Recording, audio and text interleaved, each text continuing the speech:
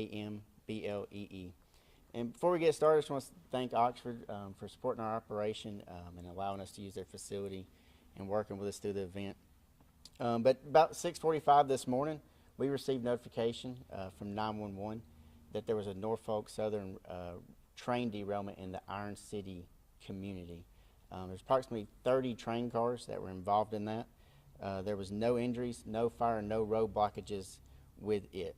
We've been working with the Quad Cities Fire Department and the Oxford Fire Department on the response, and then we've also been working with Norfolk Southern on the recovery of this event.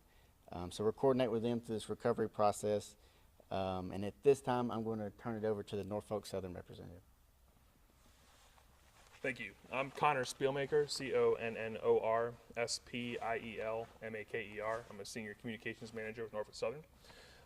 Like you mentioned this morning, we had a train headed from Atlanta out west derail, about 37 cars, looks like the count as of now.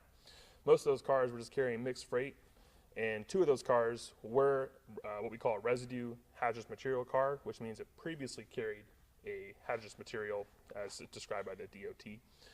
Those were residue cars because they do not have a load in them.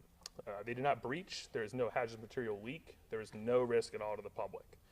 I do want to thank the first responders that got out there real quick, made sure everything was good.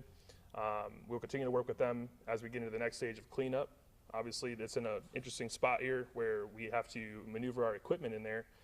So we're working with, of course, local property owners, anyone else who may have been impacted to get that done as safely as possible. Do want to ask the public to stay away. It's a big operation with a lot of heavy machinery, a lot of heavy equipment, and a lot of guys trying to be out there working as safely as possible. We appreciate people staying away, and we'll be happy to keep you all updated as we can. Thank you very much. Yeah, I have any questions for us? I guess it's for the gentleman, Mr. Connor. What was the last name again? Spielmaker. Spielmaker, thank you. Sure. 37 cars. Are they all totaled? Are they damaged, totaled? So I don't know the answer to that. In a lot of derailments, sometimes some cars are damaged beyond repair. Sometimes cars are not even off the track. I mean, a derailment's a very interesting term. I mean, even just 2 wheels off the track is a derailment. So we'll obviously work our way through all of the cars, see what needs to be re-railed, salvaged, whatever it would be, and then take them from there. And one other question for you. So you guys can't catch a break. Your CEO is actually testifying, I think, right now on Capitol Hill. What would you say to the folks that live in the communities through which your freight passes that you guys are doing everything you can to prevent further derailments like this? Sure, and our CEO, Alan Shaw, yes, was up testifying today and providing kind of the answer to that question. Norfolk Southern, we're looking at all of these incidents as we look at any incident that happens and figuring out how we can become an even safer railroad. Rail transportation remains the most safe way in this country to transport any type of material. As a federal, common carrier, we're required to carry these things that help move America's economy. Of course, doing them safely is our #1 priority. So we're cooperating with every investigation, every agency involved to find what those things are. And community members should know that that's what's happening. We're looking to become an even safer railroad. And though these incidents are receiving a lot of coverage right now, which makes sense, and I'm sure they have a lot of questions, it's totally reasonable for them to have that question. Safety remains #1 priority, and we'll make sure that we learn from all these things. Any preliminary theories on what caused this morning? I can't. I do know the NTSB has responded or is responding, and so any questions about that will have to go to them. The Norfolk Southern recently has been doing some work on crossings in the area.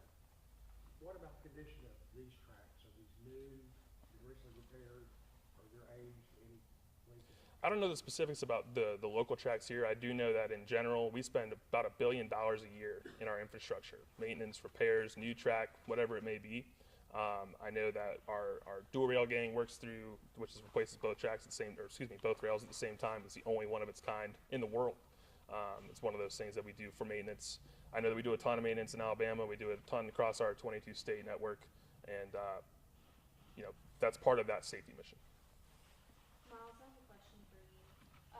What's it like, preparing for events like this? Obviously, there weren't hazardous materials that were leaked out, but your response and training for things like this, what's that like? So we've actually recently went through exercises internally at our office on how we would respond to train derailments. Of course, it's been in the news lately, so we've talked through that on our office on what it is that we would do and how we would respond to it. Fortunately, there was no hazardous material with this, so we were able to work with Norfolk Southern, Calhoun County Sheriff's Office, Quad Cities Fire Department, Oxford Fire Department, and able to respond effectively to this.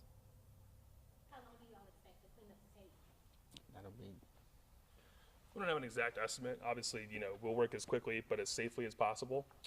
Sometimes it can be, a matter of hours. Sometimes, typically with an environment like this where it's a little bit more challenging to get to the site, we want to make sure that everyone's on the same page. It'll be a little bit longer.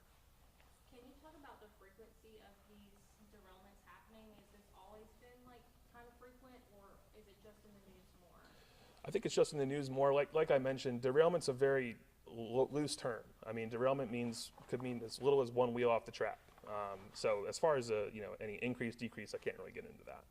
But on your question about prepared for this type of things, Norfolk Southern actually does work with local communities to make sure they are prepared to respond to any type of train accident through our Operation Awareness and Response program. We actually just announced a new permanent location in Ohio as part of our efforts there. But we travel around the state. We actually have a stop in Birmingham later this year with the safety train to do exactly that and train first responders, build those relationships with communities, and make sure they're prepared for any kind of train incident that may happen.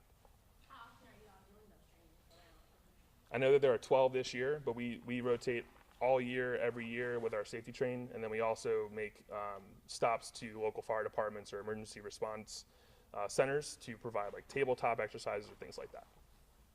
What about training of your people who are on these trains, or like their station masters? What's that training like for them to ensure that they're following the protocol they're supposed to follow? Yeah, obviously safety is again #1 priority in Norfolk Southern. We're actually going through a number of items right now to make sure that safety is paramount for everybody that works on the railroad.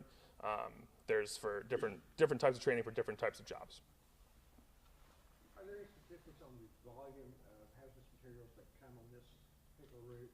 And is there a protocol for Norfolk Southern to notify local emergency management when hazardous materials do come through? So I don't have specifics as to what travels through this route. Again, Norfolk Southern as a Class 1 railroad is a common carrier and required by federal law to carry anything that businesses need to make the goods the power of the economy. We do, as part of that Operation Awareness and Response program, work with first responders to provide, in general, the types of materials that are coming through their area so they can create a response plan that is actually workable if there was something that were to happen in their area.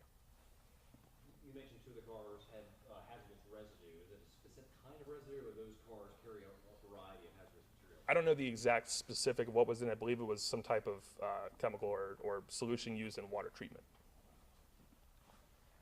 You mentioned 37 cars. This picture right here doesn't look like 37 cars. Is it just on this side? Is it on the other side of the hill? Is there another area where they've come off? So this is a couple of the cars, and then further up the train there was another couple of cars.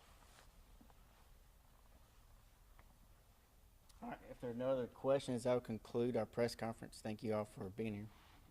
Unless you have any other questions. All right, thank you. Do y'all have any pictures that you could share with us on the? Yes, we did.